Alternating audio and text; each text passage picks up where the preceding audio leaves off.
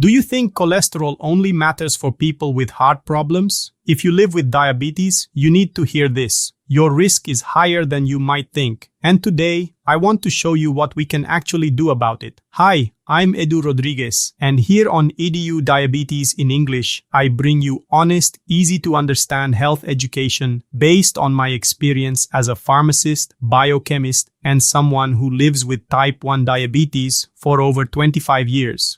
If this topic matters to you, go ahead and like this video and comment at the end to let me know if it helped. Let's start with something most people don't hear at the doctor's office. Cholesterol is not the villain itself. The real issue is the damage it can cause when it's out of control, especially for people with diabetes. Most people with diabetes will end up having cardiovascular complications. That's the truth. And most deaths in people with type 2 diabetes are caused by heart attacks or strokes. That's why I want you to understand that managing cholesterol is not just about diet or numbers. It's about lowering your long-term risk of dying too soon. Have you ever heard of type 2 diabetes reversal?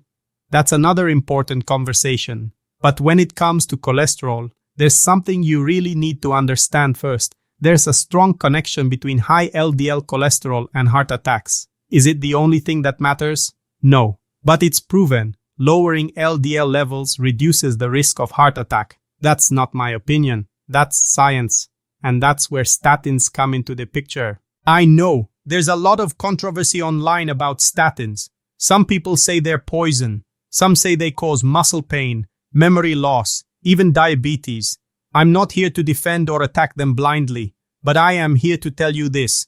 The studies are consistent. In high-risk patients, especially those with diabetes, statins lower the chance of a heart attack by about 25%.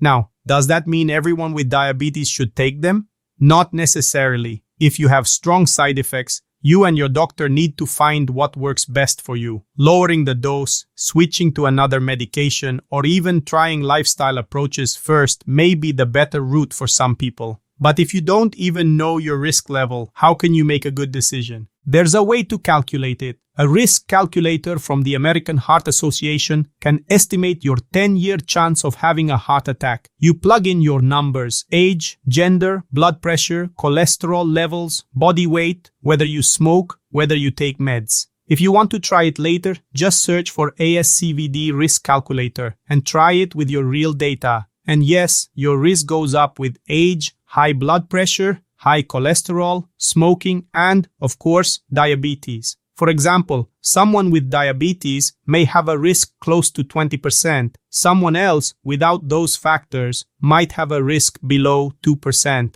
And here's what's powerful. If both take statins and reduce their risk by 25%, it means very different things. A person going from 20% to 15% could be saving their life. A person going from 2% to 1.5%, well, maybe that doesn't change much. That's why medication decisions should be personal, not based on fear, not based on internet rumors, but on real risk, real numbers, and real conversations between you and your doctor.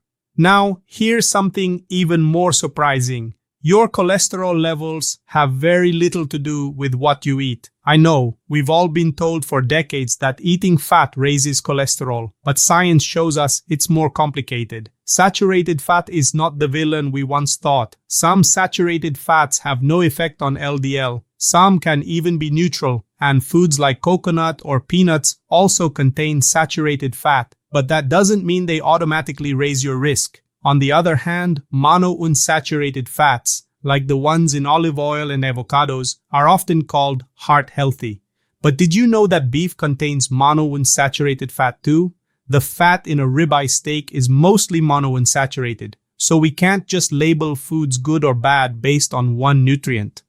The point is this: food affects your whole metabolism, not just your cholesterol. And what really matters for you as someone with diabetes is your overall risk, not just one lab result. So how do we lower risk in a real, sustainable way? One powerful answer: lower your insulin resistance. You've probably heard me talk about the bathtub theory before. If not, look it up later. It's a simple way to understand how everything in your body is connected. When your metabolic bathtub overflows, your blood sugar rises, your blood pressure goes up, and inflammation spreads. That's what increases your risk, not just one lab number. If you want to make a change starting today, begin here. Take out your measuring tape, measure your waist. Belly fat is a huge risk factor. Start tracking your blood pressure, not just at the doctor's office. Monitor it at home. These are real signs of risk.